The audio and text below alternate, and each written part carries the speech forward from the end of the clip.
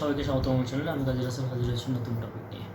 আজকে যে টপিকটি দেখছি সেটি হচ্ছে 24 ইঞ্চি বার্নিং মোডের একটা সমস্যা। এটি একজন টেকনিশিয়ান আমাদের কাছে নিয়ে এসছে, যেটা সে দেখার পরে এটা সব ধরনের সলিউশন সে ট্রাই করছে এবং তারপরে আমাদের কাছে সার্ভিস নিয়েছে। এইখানে যে সমস্যাটি সেটি হচ্ছে বিভিন্ন কালার মোড আসে, যেটাকে আমরা বার্নিং মোড হিসেবে জানি। তো এই বার্নিং মোড সমস্যা আমরা স্টেপ বাই স্টেপ একজন টেকনিশিয়ানে দেখার পরে ফেল করার পরে আমাদের কাছে কাজটি এসছে। আর এই কাজটি নিয়ে এই ব্যাচে যারা স্টুডেন্ট আছে তাদের নিয়ে আমরা থিওরিক্যাল প্লাস প্র্যাকটিক্যাল দুটোই একসাথে করব। তো ফ্রেন্ড, আমাদের এইখানে আমাদের প্রতিষ্ঠানে সবগুলো যে প্রশিক্ষণগুলো করানো হয়, এই প্রশিক্ষণগুলো সবসময় আমরা একদম ফুল প্র্যাকটিক্যাল করানোর চেষ্টা করি। থিওরিক্যালের পরে সঙ্গে সঙ্গে সেটার উপর প্র্যাকটিক্যাল, সেই ধারাবাহিকতা এই মুহূর্তে যে কাজটি দেখছি সেটি হচ্ছে 24 ইঞ্চি বার্নিং মোড সলিউশন। তো আমরা এটিকে ওপেন করব এবং দেখে নিব এই স্টেপ বাই স্টেপ যে সমাধানের রুলসগুলো আছে একটা একটা করে ফলো করে একটা একটা করে অ্যাপ্লাই করে আমরা সমস্যাটির সমাধান দেখার চেষ্টা করব।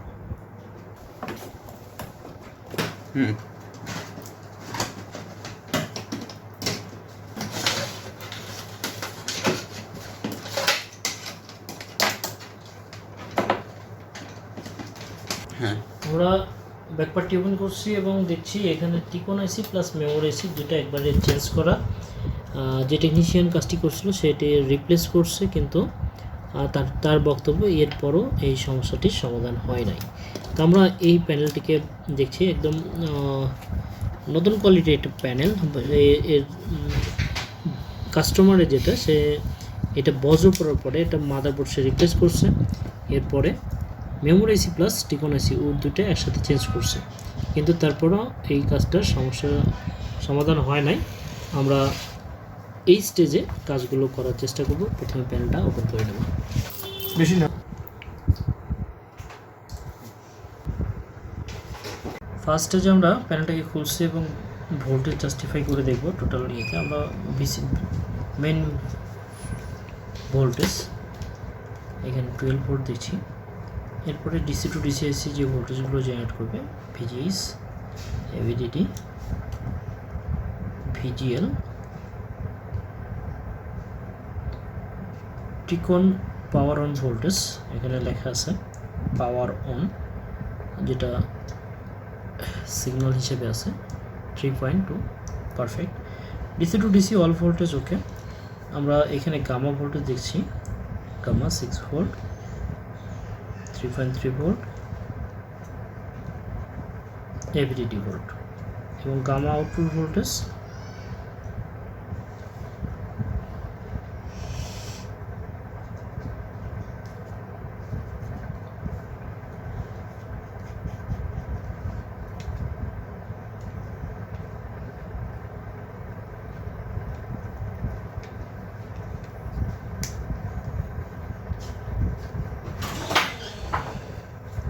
All voltage, gamma sector all voltage ওকে।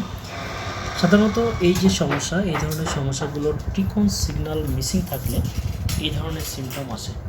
এটা হইতে পারে সফটওয়্যার রিলেটেড, হইতে পারে এলভিডিএস প্রবলেম, হইতে পারে motherboard processor LVDS signal weak থাকলেও।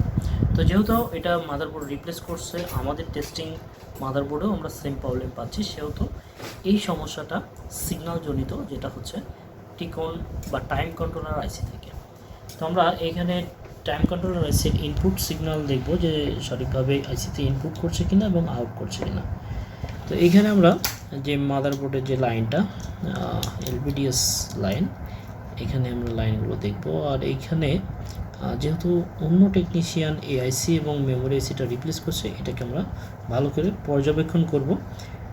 তো এইখানে আমরা আমাদের সূত্র মতে থিওরির ব্যবহারটা সবসময় আমরা দেখার চেষ্টা করি এবং থিওরিটা বোঝানোর চেষ্টা করি। এখানে 3.265 যেটা হচ্ছে মেমোরির ভোল্টেজ, মেমোরির ইনপুট ভিসিসি। এরপরে টিকনে আমরা দেখতে পাচ্ছি এলভিডিএস থেকে সিগন্যাল ইন করছে এবং টেস্ট পয়েন্ট করা আছে, টেস্ট পয়েন্টগুলো আউট। আমরা এলভিডিএস ডাটা আউটপুট সিগন্যালগুলো দেখব।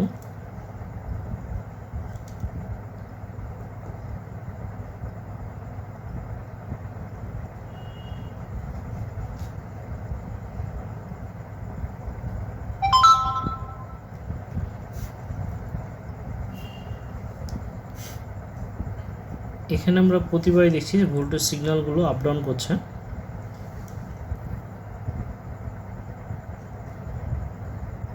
সবগুলো সিগন্যাল ভোল্টেজগুলো আপ ডাউন করছে।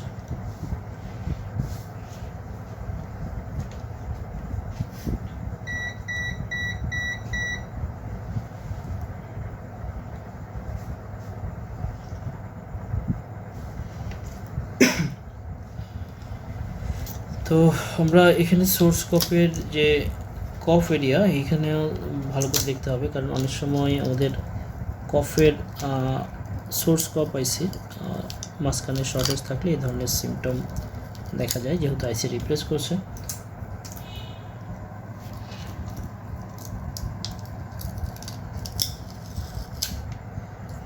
আমরা দেখতে পাচ্ছি এখানে হিটসিং প্রোটেক্ট দেওয়া ছিল, আমরা এটা রিমুভ করছি এবং কপাসিটি দেখছি।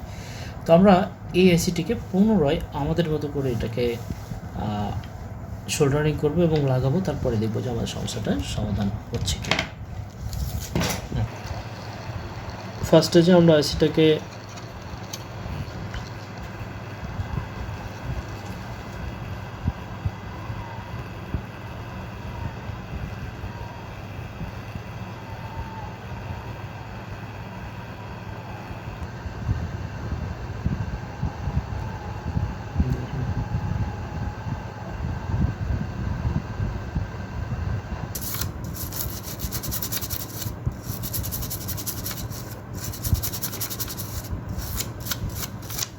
এটাকে ভালো করে শোল্ডারিং করে দেখছি, দেখার পরে আমাদের চেকিংয়ের পরে দেখছি আমাদের সেম সিমটম, আমাদের সিগন্যালগুলো ফ্রিকিং করছিল। তো আমাদের এখানে নতুন আরেকটি টিকোন আইসি আছে এবং এটাকে আমরা রিপ্লেস করব এবং দেখব যে আসলে টিকোন থেকে যে সমস্যাটি হওয়ার কথা আমরা রিপ্লেস করার পরে আমাদের সন্দেহের যে জায়গাটা সেটা 100% কিনা। তো যেহেতু এটা একজন টেকনিশিয়ান দেখছিল, সেহেতু আমাকে অবশ্যই কাজটি খুব দক্ষতার সহায়তায় করতে হবে। আমরা এটিকে রিমুভ করব এবং নতুন একটি আইসি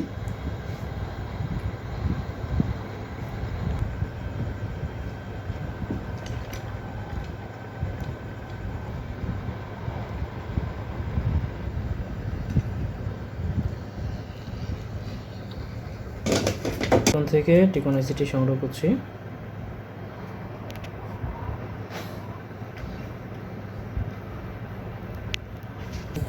এবং নতুন করে এটা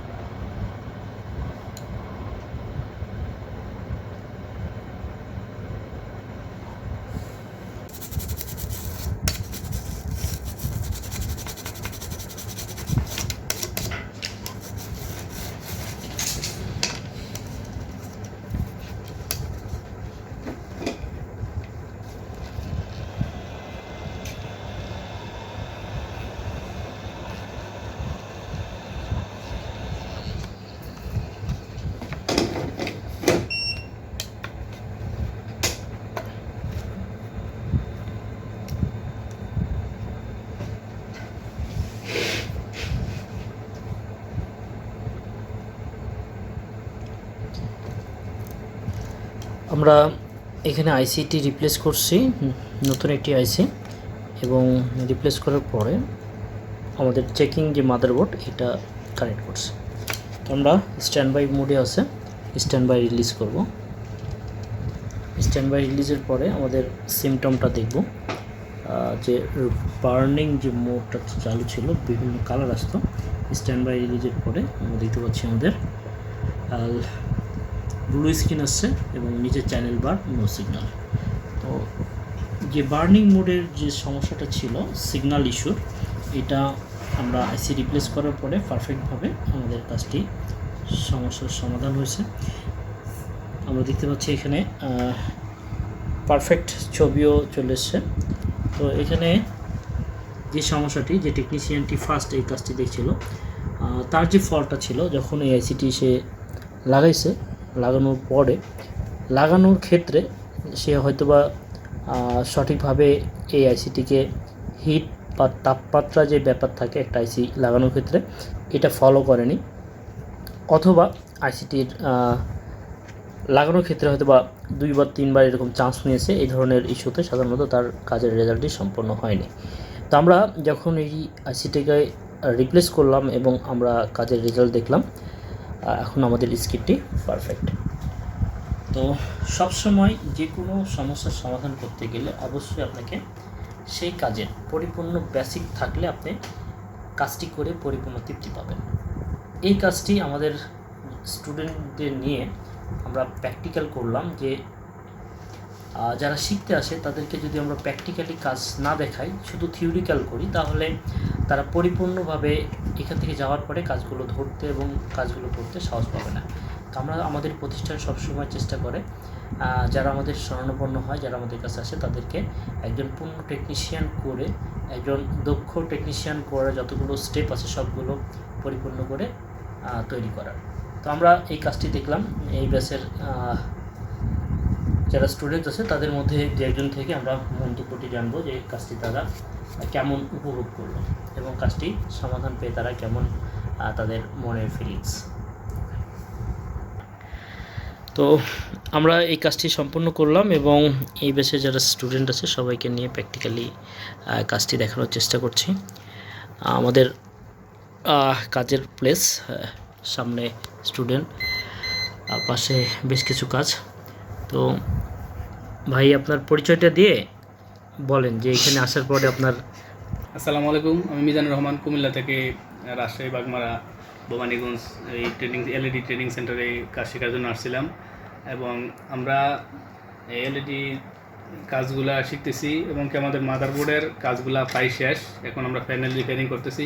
আর প্যানেলের মধ্যে আজকে একটা কাজ ছিল, এটা কিছুক্ষণ মানে লাল হয়ে যেত, তারপর নীল হয়ে যেত, তারপর সবুজ, তার আমরা আখ্যায়িত করি। এই কাজটা আমরা মানে সমস্যাটা সমাধান করছি কিভাবে। প্রথমে বস আমাদেরকে থিওরিক্যাল এই বোর্ডের মধ্যে দেখাইছে, এগুলা আমরা ডায়াগ্রাম আছে আসলে কোন সমস্যাটা হইলে কোন কোন আইসির মধ্যে মানে আইসিতে কাজ করতে হয় এগুলো আমরা দেখাইছে। এবং টিকন আইসিগুলো আজকে আমরা এই টিকন আইসিটা আমরা চেঞ্জ করছিলাম, এগুলা বস আমাদেরকে প্র্যাকটিক্যালে দেখাইছে। এটা এর আগে একটা টেকনিশিয়ান দেখছিল কিন্তু সমস্যাটা সমাধান করতে পারে নাই। দেখ আলহামদুলিল্লাহ এখানে আসার পর আমাদেরকে বস কাজটাও দেখাইলো A to Z, তারপর থিওরির সাথে আমাদেরকে মিলিয়ে 100% দেখাইছে এটা এবং আমরা এখন সলভ করতে পেরেছি। এই পর্যন্ত যত ক্লাস দেখছেন বা যতগুলো থিওরি প্লাস আমরা করছি, প্রতিটা সমস্যা যে সেক্টরগুলো কাজ শেখানো হয়েছে মাদারবোর্ড বা প্যানেল পর্যন্ত, তো আমরা ফল্ট ফাইন্ডিংয়ের ক্ষেত্রে কতটা সময় নিই যে কোনো সমস্যার সমাধান করতে? আমরা যে কোনো একটা সমস্যা দেখলে বুঝতে পারি যে আসলে কোন সেক্টরের কারণে মানে কোন ফাটারের মধ্যে সমস্যাটা হতে পারে। যেমন মাদারবোর্ডেও কয়েকটা সেকশন আছে পাওয়ারের ক্ষেত্রে, এবং কি আমরা কোন মানে কোথায় ভোল্টেজ না থাকলে বা কোন মানে কোন প্রবলেমটা থাকলে আমরা কোন সেক্টরে কাজ করতে হবে এটা আমরা ফাইন্ড আউট করতে পারি সাথে সাথেই, এবং কি ওই সেক্টরে কাজ করলে সাথে সাথে আমাদের সলভ হয়ে যায়। যেমন আজকে প্যানেলের মধ্যে কয়েকটা সেকশন আছে, টিকন আইসি, তারপরে ডিসি টু ডিসি ভোল্টেজ আছে, তারপর আছে গামা সেকশন আছে। মানে এখন আমরা প্রথমে ফাইন্ড আউট করে নিয়েছিলাম যে এই সমস্যাটা টিকন আইসি থেকে হয়েছিল এবং চেঞ্জ করার পরে আলহামদুলিল্লাহ কাজ ওকে হয়ে গেছে। ওকে।